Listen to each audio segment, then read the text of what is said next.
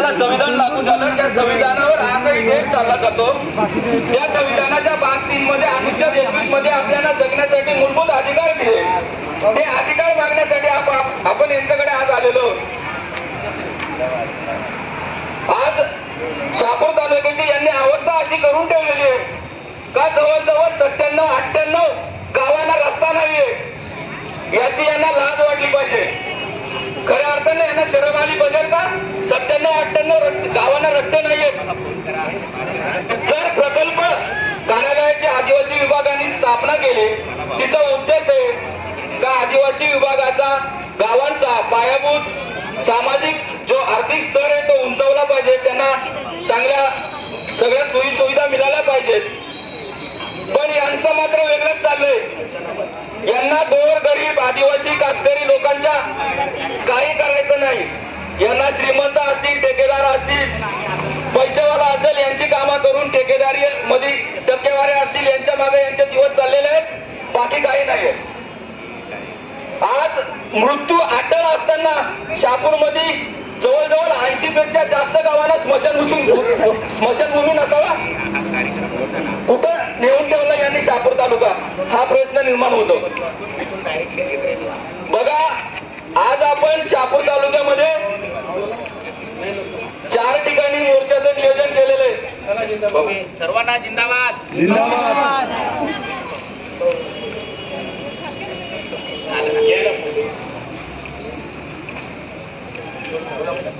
आज आपण शहापूर तालुक्यामध्ये एकच दिवशी 4 ठिकाणी मोर्चाचं नियोजन केलेलं आहे. प्रत्येकाच्या इथं ज्याचा प्रश्न नसतो तो तिकडे सुटणार आहे, तिकडचा प्रश्न इकडे सुटणार आहे. प्रत्येकाचे प्रश्न आपले सुटणार आहेत, सुटल्याशिवाय आपण उठणार नाहोत. यांना दाखवून द्यायचे का श्रमजीवी संघटना एकदा मोर्चाने आंदोलनाने आली तर काय करू शकते. यांना आपण बघा, भगतसिंगांनीच सांगितलं आपल्याला का पैरों को सुनाने के लिए धमाके की जरूरत होती ना. आपण त्या पद्धतीने शहापूर तालुक्यामध्ये 4 ठिकाणी मोर्चा काढून यांना धमाका दाखवण्याचा जो प्रयत्न केलेला आहे तो आपल्याला कशा पद्धतीने आपले जे अधिकार आहेत ते मिळवून घ्यायचे ते आपण घेणार आहोत. आणि हे कसे देणार नाहीत ते आपल्याला बघायचे आहेत. त्याच्यामुळे जे परत आपले जे रस्ता असेल, रस्त्याला निधी देत नाहीत. फॉरेस्ट अधिकाऱ्यांनी 17 ठिकाणच्या रस्त्यांना 3-2चा प्रस्ताव देऊन यांच्याकडे निधी नाहीये. करोडो रुपयाची कामं चालू आहेत ठेकेदारांच्या साहाय्याने यांची. अनेक योजना चालू आहेत ज्या लाभार्थी आणि यांच्यामध्ये संगनमत होऊन त्या योजना लाटल्या जातात. यांना लाडक्या बहिणीला द्यायला निधी आहे, पण गोरगरिबाच्या गावाला जायला रस्ता असेल, स्मशानभूमी असेल, पाणी असेल, आरोग्य, शिक्षण असेल, या कुठल्याही गोष्टीला यांच्याकडे निधी नाहीये. ही अतिशय यांनी वाईट अवस्था करून ठेवलेली आहे शहापूर तालुक्याची. पण यांना या मोर्चाच्या निमित्ताने आम्ही सांगतोय, आम्ही अहिंसेच्या मार्गाने, गांधीजींच्या मार्गाने जरी प्रत्येक मोर्चा आंदोलन करीत असलो तरी आम्हाला भगतसिंगांचे विचारही आमच्या मनामध्ये रुजलेले. त्याच्यामुळे तुम्ही लक्षात ठेवा, आज 4 ठिकाणी गेलेला मोर्चा आहे. याच्या पुढे एकच ठिकाणी येऊन तुम्हाला आतमध्ये कोंडवलं नाही तर श्रमजीवी संघटना परत आम्ही सांगणार नाहोत. यांनी अवस्था अशी केली शहापूर तालुक्याची. एवढी मोठी बिल्डिंग भाड्याने घेतलेली आहे, पण कित्येक वर्ष भाडा घालवतात, आदिवासी प्रकल्पाचे पैसे घालवतात. तिकडे ती बिल्डिंग नादुरुस्त दाखवलेली आहे, ती अजून पडलेली नाहीये, ती गोष्ट वेगळी आहे. पण यांनी इथं लाखो रुपये वर्षाला भाडा जातोय. मग यांनी दुसरी बिल्डिंग कुठेतरी प्रकल्पाची व्हावा याच्यासाठी काहीच प्रयत्न करावा नाही. किंवा आज गटविकास अधिकाऱ्यांनी केलेला मागच्या टायमाचा सर्वे, त्या सर्वे मध्ये कातकरी कुटुंबांना 12,667 लोकांना जातीचे दाखले नाहीत. आधार कार्डचा सर्वे केला गट विकास अधिकाऱ्यांनी, हे मी नाही सांगत. त्या गट विकास अधिकाऱ्यांच्या सर्वे मध्ये 3,636 लोकांना आधार कार्ड नाहीत, म्हणजे ते या देशामध्ये गणलेच जात नाहीत. त्याच्यानंतर 1975 लोकांना रेशन कार्ड नाहीयेत. ही अशा पद्धतीची दुरावस्था असेल तर हा प्रकल्प अधिकारी ना प्रकल्प करतोय काय, हा प्रश्न निर्माण होतोय. आजपर्यंत प्रकल्प अधिकाऱ्याचा आपण बघितलं असतील, आपण अनेक अनेक मोर्चे काढले. मागच्या टायमाला मोर्चा आपला स्थगित केला. आज देतो. आज आपल्याकडे ताई आलेली आहे. हलीभरत ताईचा एक राष्ट्रीय पंतप्रधानांनी केलेला पुरस्कार आहे. तिचा शौर्य पुरस्कार मिळालेला आहे, बाल शौर्य पुरस्कार. तिने आपल्या शहापूर तालुक्याचं नाव देशामध्ये, महाराष्ट्रामध्ये सगळीकडे रोशन केला. आणि आज तिची परिस्थिती बघितली, तिने आज बेरोजगार आहे. आपण तिच्या संदर्भात अनेक पत्रव्यवहार या प्रकल्पाला केलेले आहेत, पण याला या गोर गरिबाच्या कामासाठी लक्ष द्यायला टाइम नाहीये. ठेकेदाराची फाईल आली तर यांना टक्केवारीने ती लगेच पुढे जाते. कशा पद्धतीने करायचं ते बरोबर करतात, यांना ते माहीत झालेले. ही ताई आहे, तिला शौर्य पुरस्कार मिळालेला आहे. तिने शहापूर तालुक्याचं नाव देशामध्ये नेला. पंतप्रधानांच्या हस्ते तिला पुरस्कार मिळाला. तिचे आपण किती वेळा पत्रव्यवहार केले, किती वेळा आपण यांना मागणी केली, यांना विनंती केली, पण त्या मागणीला, विनंतीला हे बिलकुल लक्ष देत नाही आणि त्यांचं चाललेलं आहे. म्हणजे जर हे यांचे गोरगरिबांना मारून यांची पोरं लेकरं मोठ्या मोठ्या स्कूलांना, मोठ्या शाळांना जात असतील ना, गोरगरिबाची लेकरं जर कुठेतरी शाळा नसेल, अवस्था वाईट असेल, तिथे जात असतील तर यांना ठेवायचं कशासाठी हा प्रश्न होतोय. आज आम्ही मागच्या महिन्यामध्ये दापूरमाल या ठिकाणी गेलो होतो. जवळजवळ 7-8 किलोमीटरच्या पेक्षा जास्त चालत गेलो. चालत गेल्याच्या नंतर तिथं अवस्था बघितली, रस्ता नाहीये, दगड, माती, चिखल मातीने जावं लागतं. तिथं आम्ही गेल्यानंतर एकही घर विटा मातीचं नाही, अगदी साधी. त्याच्यानंतर शाळेची अवस्था बघितली तर शाळेच्या अवस्थेला असं वासे लावून ठेवलं की ती शाळा कधी पण पडू शकते. त्याच्यानंतर आपण गेल्यावर नंतर या शासकीय अधिकाऱ्यांचा दौरा झाला आणि मग त्यांनी तिथे सांगितलं आम्ही हे देऊ, ते देऊ, ते देऊ. अरे पण श्रमजीवी संघटना जिथे पोहोचते, तिथे तुम्हाला पोहोचता येत नसेल, तिथे श्रमजीवी पोहोचते आणि तुम्हाला लक्षात आणून देते, तर तुम्ही पगार कशासाठी घेता हा प्रश्न होतोय. तुम्ही सोडून द्या, खुर्च्या खाली करा. अनेक लोक शिकलेले आहेत, ती करतील कामं.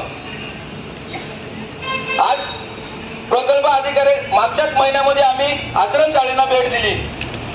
टाकी पंढरा आश्रमशाळेला गेल्यावर अवस्था बघितली तर कोणी तिथे 5 मिनिटं उभा राहणार नाही, अशा पद्धतीने तिथे मुलं राहतात. अतिशय खराब अवस्था, एवढा वास येतो, बाथरूमची अवस्था वाईट, पाणी नाही, पदवीधर शिक्षक नाही, मुख्याध्यापक आहेत ते शिक्षक म्हणून तिथे मुख्याध्यापक म्हणे, तात्पुरता मुख्याध्यापक. अशा पद्धतीची जर अवस्था असेल, म्हणजे उपहारामध्ये 2-2, 3-3 वस्तू दिल्या जातात, त्याच्यामध्ये एकच दिलं जातं. मग एक खातोय कोण? प्रकल्पवाले खातात, कोण खातं याला लक्ष द्यायला. जी गरज आहे, काम आहे, त्याच्याकडे लक्ष द्यायला यांचा वेळच नाहीये, कारण हे कुठले पैसा काढण्याच्या आणि बाकीच्या गोष्टी लुबाडण्यामध्ये. अशा पद्धतीची व्यवस्था असेल तर तुमच्या प्रकल्पाची काय गरज आहे आम्हाला बघा. आपण वेळोवेळी आदिवासी स्मारकासाठी पत्रव्यवहार केलेला आहे, त्याच्यावर यांच्याकडे लक्ष द्यायला नाहीये. राघोजी भांगरे यांची उमरई येथे समाधी आहे, ती जीर्ण झालेली आहे, तिचं जीर्णोद्धार करून चांगल्या पद्धतीने ती उभा राहावी अशा आपण अनेक वेळा मागण्या केलेल्या आहेत. पण त्या मागण्यांच्याकडे यांचं लक्ष नाहीये. फक्तशी यांचं योजना लाटा, ठेकेदारी, त्यांच्याकडे, त्यांच्या मागे लागा, हेच चाललेलं आहे. श्रमजीवी संघटनेने अनेक वेळा यांना कळवलेलं आहे, अशा अशा ठिकाणी रस्ते आहेत, त्याला निधी नाहीये. बिरसा मुंडा जोड रस्ते योजना आली, तिचा GR निघाला. यांना मला आज विचारायचं आहे आम्हाला तर तुम्ही किती ठिकाणी बिरसा मुंडा योजनेअंतर्गत रस्ते राबवले, शंकर बाप्पाच्या योजनेअंतर्गत किती गाव, वाड्या, वस्त्यांच्या सुधारणा केल्या. अनेक योजना, अनेक GR निघतात, पण यांना राबवायला टाइमच नाहीये. कारण त्यांना माहित आहे गरीबाचे काम नाही केलं तरी ते चालतंय, पण श्रमजीवी संघटनेच्या सभासदाचे काम नाही केलं तर कशा पद्धतीने चालतंय ते तुम्हाला आज आम्ही दाखवून देऊ. यांना एकालाही बाहेर निघून द्यायचं नाही. आज सगळ्यांना सांगतो कोणीही जायचं नाहीये.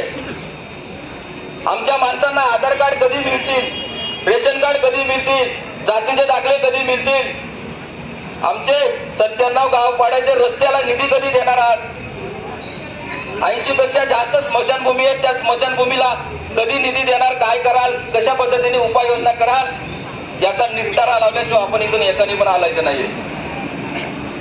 अरे चाललाय काय? माझ्या देश स्वतंत्र होण्यापूर्वी क्रांतिकारांचं एक स्वप्न होतं का माझ्या देशातील गोरगरीब आदिवासी लोकांच्या मनात रुजलं पाहिजे का आम्ही स्वतंत्र झालेलो आहोत. पण जर अशा पद्धतीची अवस्था असेल तर त्या माणसाच्या मनात कशा पद्धतीने रुजेल का माझा देश स्वतंत्र आहे ना आम्ही स्वतंत्र आहोत. आम्हाला संविधानाने अधिकार दिलेल्या प्रमाणे ज्या मूलभूत गरजा आहेत त्या सुद्धा आज स्वातंत्र्याच्या 78 वर्षामध्ये तुम्ही देऊ शकाल नसाल तर तुम्ही करता काय हा प्रश्न निर्माण झालेला आहे. घरकुलाच्या योजना एवढ्या चालू आहेत, शबरीमधून घरकुल आहेत, त्यांचे हप्ते पडत नाही, त्याची उपाययोजना नाही, काही नाही. अगदी दलिंद्री अवस्था करून ठेवली यांनी प्रकल्पाची. यांच्या अनेक ठिकाणी कार्यक्रम होतात, लाखो करोडो रुपयाची बिला लावायची आणि ते पैसे काय करायचं त्यांचं त्यांना माहिती. पण गोरगरिबाच्या घरकुलाला निधी नाहीये, रस्त्यांना निधी नाहीये, स्मशानभूमीला निधी नाही. अनेक प्रकारच्या याने अडचणी करून ठेवलेल्या आहेत. गोरगरिबाला गरीबच ठेवलाय, श्रीमंताला श्रीमंत करीत ठेवलंच नाही. श्रीमंतापेक्षा करोडपती होत चाललेत हे प्रकल्पवाले. टक्केवाऱ्या घेऊन हे लखोपती झाले, करोडपती झाले, आता अब्जोपती होतील. पण हे कशामुळे होतात? या गोरगरिबांच्या पैशाचा नाश करून हे अब्जोपती होत चाललेले. आम्हाला याचा आज पूर्ण हिशोब पाहिजे. श्रमजीवी संघटनेने मागितल्या पत्राला माहिती मागितली तर हे बोलतात माहितीचा अधिकार टाका. म्हणजे तुम्ही आमच्या पत्राला काही किंमत देत नाही. आज बघतो आम्ही तुम्ही कशा पद्धतीने किंमत देत नाही. अहो, एखाद्या गावामध्ये 97 गावामध्ये रस्ते नाही, त्या गावातल्या महिलांना एखादी महिला गर्भोदर असेल तर त्या गर्भोदर महिलेला नेण्यासाठी डोलीने न्यावं लागतं. तुम्ही या 2-3 महिन्यामध्ये बातम्या बघितल्या असाल. चाफ्याच्या वाडीची घटना बघितली असेल, डोलीने न्यायला महिलेला न्यावं लागतं डिलिव्हरीसाठी. अशा अनेक घटना तालुक्यामध्ये चालू आहेत. जर आजही 78 वर्षामध्ये ही परिस्थिती असेल तर हा प्रकल्प अधिकारी नाही, प्रकल्पवाले करतात काय? कारण यांची स्थापना त्याच्यासाठी केलेली आहे तर यांच्या ज्या मूलभूत गरजा आहेत त्या भागवल्या पाहिजेत आणि सामाजिक आणि पायाभूत ज्या सुविधा आहेत त्या पुरवल्या पाहिजेत. आज यापैकी गरिबांपैकी कोणी योजना घेतलेल्या आहेत? अनेक योजना करोडो रुपये यांच्या प्रकल्पातून जातात. नुसतं म्हणजे लाभार्थीने यांच्या संगनमत करूनच चाललेलं आहे. अनेक गोष्टी आहेत. आपण 11, 12, 13 मागण्या घेऊन आज आलेले आहेत ना, त्याच्यापैकी एक जरी यांनी दिलेली नाही तर कशा पद्धतीने देत नाही ना आम्ही कशा पद्धतीने घेऊन जात नाही आम्ही बघतो. त्याच्यामुळे आपण सगळ्यांनी शांत राहा. आपल्याला आपण लोकशाही मार्गाने आंदोलन करण्याचे कधी श्रमजीवी संघटनेच्या आंदोलनाला